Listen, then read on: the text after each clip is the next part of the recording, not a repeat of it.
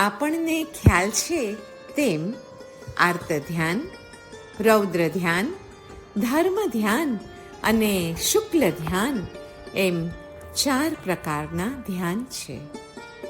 આર્ત ધ્યાન એટલે સ્વ સુખનો રાગ, સ્વ દુઃખનો દ્વેષ, સ્વ ગુણનો મોહ અને સ્વમતનો આગ્રહ. ભરત ચક્રવર્તી, પ્રસન્નચંદ્ર રાજર્ષિ, વિષ્ણુકુમાર વગેરેની જેમાં રાજ્યના ઉપભોગ આદિની તૃષ્ણા હોય તે પણ આર્ત ધ્યાન છે. સુકોમળ હૃદયધારીને આર્ત ધ્યાનનો સંભવ નથી.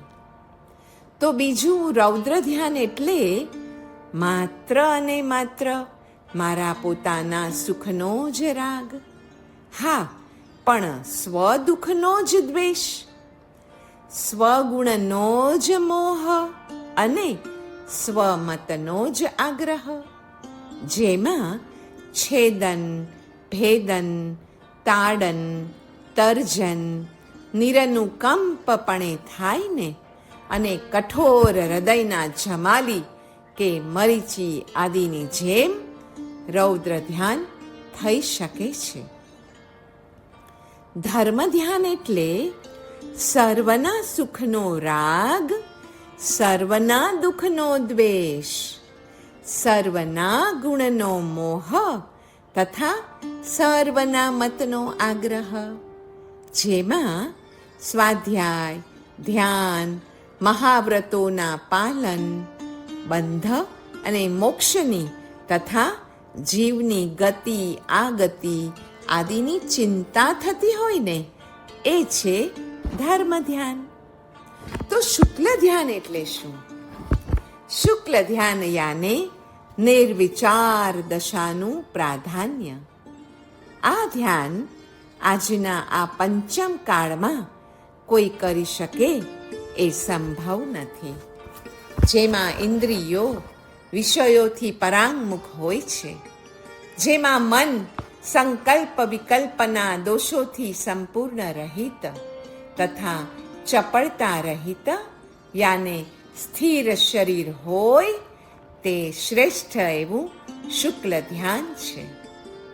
આર્ત ધ્યાન કરીએ ને તો તિર્યંચ ગતિ મળે, રૌદ્ર ધ્યાન થઈ જાય તો નરક ગતિ મળે, ધર્મ ધ્યાનથી દેવ ગતિ મળે અને શુક્લ ધ્યાનથી તો જન્મનો જ ક્ષય થઈ જાય. સંસાર વૃક્ષના બીજભૂત જે હિંસા કરી છે તે આર્ત અને રૌદ્ર અધ્યવસાય વાળી જ હિંસા સમજવી. આપણને એમ થાય કે આપણે તો આર્ત રૌદ્ર ધ્યાન ન થાય એનું બહુ ધ્યાન રાખીએ છીએ, પણ આ સંસાર રૂપી વૃક્ષનું બીજ છે હિંસા, અને હિંસા કર્યા વગર તો આપણાથી જીવાતું નથી. તો એ પણ આર્ત રૌદ્ર અધ્યવસાય વાળી હિંસા સમજવાની છે. શુક્લ ધ્યાનના 4 આલંબન છે: ક્ષમા, મૃદુતા, રુજુતા અને નિર્લોભતા. દુઃખ દેનારને પણ પોતાના આત્મા જેવો માને અને કર્મ ખપાવનાર તરીકે ઉપકારી માને તે શુક્લ ધ્યાનનું પ્રથમ આલંબન ક્ષમા છે. મૃદુતા એટલે ઉપસર્ગ કરનારનું પણ હિત ચિંતવવું અને તેના પ્રત્યે કોમળ ભાવ રાખવો તે. તો રુજુતા અને મૃદુતામાં શું ફરક? રુજુતા એટલે કષ્ટ આપનારનો દોષ ન જોવો અને પોતાનું જ કર્મ જે ભોગવવાનું બાકી હતું એ જે જુએ તે માનવું કે એણે શુક્લ ધ્યાનનું 3જું આલંબન રુજુતાને કેળવ્યું છે. અને 4થું આલંબન છે નિર્લોભતા. આત્મગુણની પ્રાપ્તિ સિવાય અન્ય કોઈ વસ્તુની ઈચ્છા ન રાખવી તે છે શુક્લ ધ્યાનનું ચતુર્થ આલંબન રૂપ નિર્લોભતા. તો શુક્લ ધ્યાનની 4 અનુપ્રેક્ષા પણ છે. પહેલી છે સંસાર ભાવના, અનંત અતીત અનુપ્રેક્ષા. સંસારમાં અનંત પૂતગલ પરાવર્ત માટે મેં પરિભ્રમણ કર્યું છે એવી સંસાર ભાવના ભાવવી. અનિત્ય ભાવના, વિપરિણામ અનુપ્રેક્ષા કરવી કે સંસારની પ્રત્યેક વસ્તુ પરિણમનશીલ છે. જેમ કે પ્રાતઃ, મધ્યાહ્ન અને સાયં અવસ્થાઓ રોજે રોજ બદલાય છે, તેમ બધી જ વસ્તુ અનિત્ય છે. શુક્લ ધ્યાનની ત્રીજી અનુપ્રેક્ષા છે અશરણ ભાવના, એટલે કે અશુભ અનુપ્રેક્ષા. સંસારમાં દુઃખ છે, તેથી સંસાર અશુભ છે. જન્મ, જરા, મરણ, રોગ, શોક, આધિ, વ્યાધિ, સંયોગ, વિયોગ બધું જ સંસારમાં ભરપૂર છે અને શરીર પણ અશુભ છે. આવી અશુભ વસ્તુઓની અનુપ્રેક્ષા કરવી તે અશરણ ભાવના છે. તેમાંથી જ માત્ર પોતાનું આત્માનું અને પરમાત્માનું શરણ એ જ સાચું છે તેનો ખ્યાલ આવે છે. શુક્લ ધ્યાનની ચતુર્થ અનુપ્રેક્ષા એટલે આશ્રવ ભાવના, અપાય અનુપ્રેક્ષા. રાગ, દ્વેષ આદિ દોષોનો વિચાર કરવો, સંજ્ઞાઓ, ઈચ્છાઓ, મિથ્યાત્વ, અવ્રતપણું, પ્રમાદ, 4 કષાયો અને અશુભ યોગો પીડાકારક છે એમ અનવરતપણે વિચારવું તે આશ્રવ ભાવના છે. શુક્લ ધ્યાનના 2 ભેદ છે, પૃથક્ત્વ વિતર્ક અને એકત્વ વિતર્ક. વિતર્ક એટલે તર્કનો વિરહ, એટલે કે સ્વસંવેદન સિદ્ધ જ્ઞાન. શુક્લ ધ્યાનની 4 અનુપ્રેક્ષા જોઈ. હવે શુક્લ ધ્યાનના 4 લક્ષણો પણ જોઈએ. પહેલું લક્ષણ છે અવ્યથા. તેમાં વ્યથા કે ભયનો અભાવ હોય છે. મરણાંત ઉપસર્ગ વખતે પણ નિર્ભયતા હોવી તે શુક્લ ધ્યાનનું પ્રથમ લક્ષણ છે. બીજું લક્ષણ છે અસમ્મોહ. દેવની માયાથી પણ જે મૂંઝાય નહીં તેને શુક્લ ધ્યાનનું આ દ્વિતીય લક્ષણ પ્રાપ્ત થયું છે એમ માનવું. ત્રીજું છે ભેદ જ્ઞાન, શરીર અને આત્માની ભિન્નતા.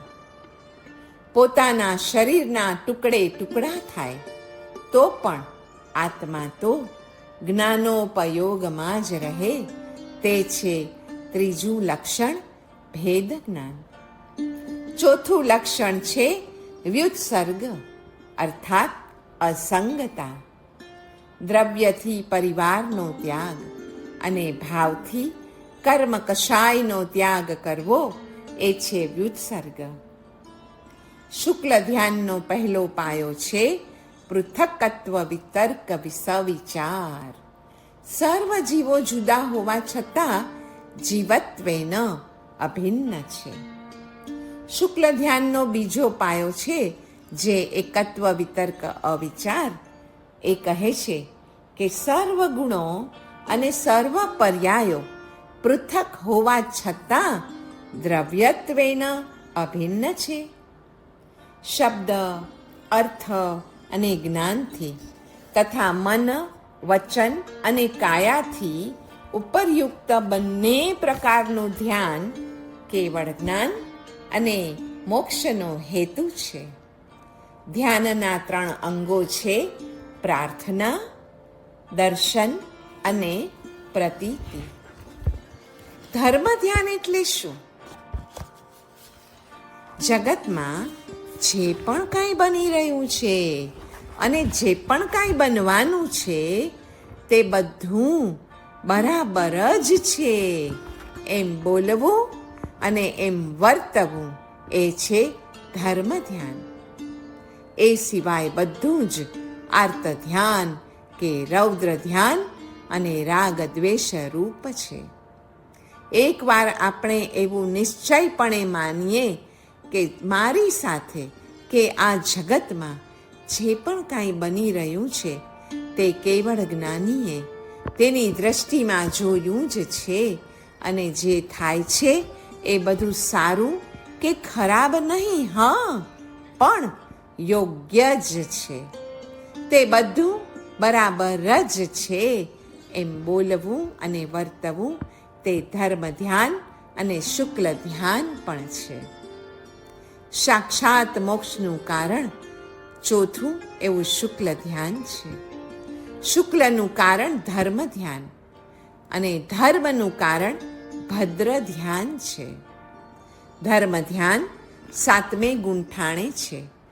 તે જીવો ધર્મી નહીં તો પણ ભદ્ર પરિણામી તો છે જ. એકાંત ધ્યાનથી મનની મલિનતા અને ચંચલતા આદિ ચિત્તના અનેક દોષો ચાલી જાય છે. ધર્મ ધ્યાન એટલે દુઃખનું બીજ પોતાનામાં જ શોધવું તે. રૌદ્ર ધ્યાન એટલે બીજ બીજામાં છે.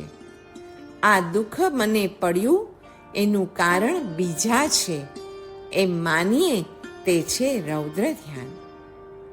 દુઃખરૂપી બીજને પોતાનામાં કે બીજામાં શોધવાનો વિચાર જ ન કરવો તે શોકરૂપી આર્ત ધ્યાન છે. આર્ત ધ્યાની રૂવે છે, રોવે છે. રૌદ્ર ધ્યાની રોવડાવે છે. ધર્મ ધ્યાની વિચારે છે અને શુક્લ ધ્યાની શોધે છે. આપણે પોતે રોઈએ છીએ કે બીજાને રોવડાવીએ છીએ? કે આપણે પોતે દુઃખ પડે ત્યારે વિચાર કરીએ છીએ કે આ દુઃખનું બીજ હું પોતે જ છું, કે પછી આ દુઃખનું બીજ શું છે તે શોધીએ છીએ? એ આપણે જ શોધવું રહ્યું. જે રડે ને એ આર્ત ધ્યાની હોય, જે રડાવે તે રૌદ્ર ધ્યાની હોય. રડતાને છાનો રાખે તે ધર્મ ધ્યાની હોય અને જે સાધક રડવાના મૂળને જ કાપી નાખે તે શુક્લ ધ્યાની કહેવાય છે. આર્ત ધ્યાની હૈવાન કનિષ્ઠ તે નિર્બળ હોય. રૌદ્ર ધ્યાની શૈતાન દુષ્ટ હોય અને તેથી તે દુર્બળ હોય. ધર્મ ધ્યાની ઇન્સાન અર્થાત તે શ્રેષ્ઠ હોય, સબળ હોય. અને શુક્લ ધ્યાની તો ભગવાન હોય, પરમ ઈષ્ટ પ્રબળ હોય.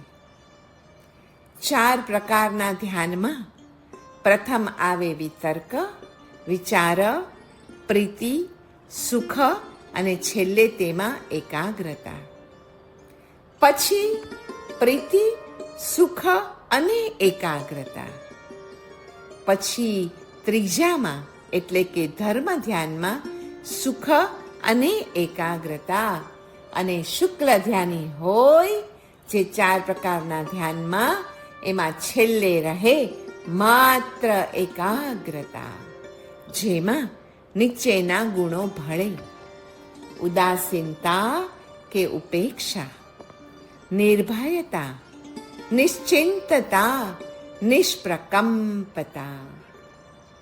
યોગમાં આ રીતે ચિત્ત એ મધ્ય બિંદુ છે. તેની આસપાસ જ ક્રિયા, ધ્યાન વગેરે ગોઠવાયેલા છે.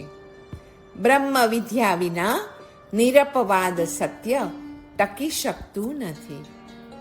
અશુભ અને શુભ ધ્યાન જોઈએ તો ચિત્તની એકાગ્રતા શુભાશુભ નિમિત્તોથી થાય છે. તે એકાગ્ર ચેતનાનું વિશ્લેષણ વળી મુખ્ય 2 વિભાગમાં હોય છે. અશુભ ધ્યાન બે પ્રકારે થાય, આર્ત ધ્યાન અને રૌદ્ર ધ્યાન. શુભ ધ્યાન પણ બે પ્રકારે થાય, ધર્મ ધ્યાન અને શુક્લ ધ્યાન. વિષય ચિંતનથી થતી પીડાના ચિંતનનો સંગ્રહ આર્ત ધ્યાનમાં અને જીવો પ્રત્યેની ક્રૂરતાથી થતું ચિંતન તે રૌદ્ર ધ્યાનમાં સમાય છે. આર્ત અને રૌદ્ર ધ્યાનનો તાત્વિક અર્થ અઘાતી કર્મોની આજ્ઞાને તોડવી તે છે અને તે ધ્યાન કરવાની આજ્ઞા જિનેશ્વરની સેનાની હોવાથી એ જિનાજ્ઞાને પણ તોડવારૂપ હોવાથી તે પાપ છે. ધર્મ ધ્યાન એ જિનાજ્ઞાને કે જિનેશ્વર ભગવંતની સેનાની આજ્ઞાને પ્રસન્નતાપૂર્વક આધીન થવારૂપ હોવાથી તે સામાયિક સમાધિ કે સમતારૂપ હોઈને ઉપાદેય છે, આચરવા યોગ્ય છે. રૌદ્ર ધ્યાનનું નિવારણ સામાયિકના પરિણામથી સુલભ બને છે, તો સમતાને આવકારીએ. આર્ત ધ્યાનનું નિવારણ નમસ્કારના પરિણામથી સિદ્ધ થાય છે, તો પંચ પરમેષ્ઠી નવકાર મંત્રનું સતત સ્મરણ કરીએ. નમો અરિહંતાણમ. આર્ત ધ્યાન એટલે પોતાને દુઃખ ન આવો એ વિચાર. ધર્મ ધ્યાન એટલે કોઈને દુઃખ ન આવો એવો વિચાર. રૌદ્ર ધ્યાન એટલે મને જ સુખ મળો એવો વિચાર. જ્યારે શુક્લ ધ્યાન એટલે સૌને સ્વાધીન સુખ મળો એવો વિચાર. આત્મવિચાર એ શુક્લ ધ્યાન છે. શુક્લના 4 પ્રકારમાં પહેલું છે પૃથક્કત્વ વિતર્ક વિચાર, જેમાં એકમાંથી બીજા અને બીજામાંથી ત્રીજા તત્વો પર જઈ ભેદ જ્ઞાન કરે છે. બીજું છે એકત્વ વિતર્ક વિચાર, જેમાં જીવ માત્ર એક જ તત્વમાં સ્થિર થાય છે. પ્રભુ એક પૂતગલ કે પરમાણુ ઉપર આવું ધ્યાન કરતા હતા. ત્રીજું છે સૂક્ષ્મ ક્રિયા પ્રતિપત્તિ, જેમાં શરીરના બોધ સિવાય બાકી બધું જ વિસરાઈ જાય છે.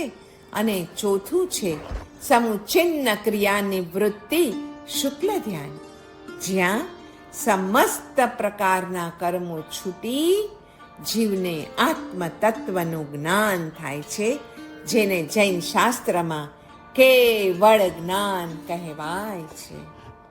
આવા જ્ઞાની જીવનો પછી નવો જન્મ હોતો નથી, એ સીધા જ મુક્તિને પામે છે. શુભ ધ્યાનને પેદા કરનાર સમસ્ત ચૈતન્ય તત્વનો સંગ્રહ દેવ અને ગુરુમાં સમાવિષ્ટ થઈ જાય છે. અશુભ ધ્યાનનું કારણ હોવાથી કંચન કામિની ત્યાજ્ય તથા શુભ ધ્યાનનો હેતુ હોવાથી દેવ અને ગુરુ ઉપાદેય છે. અશુભ ધ્યાન અશુભ પ્રવૃત્તિનું જનક છે અને શુભ ધ્યાન એ શુભ પ્રવૃત્તિનું જનક છે. શુભાશુભ પ્રવૃત્તિ શુભાશુભ ગતિનો હેતુ છે.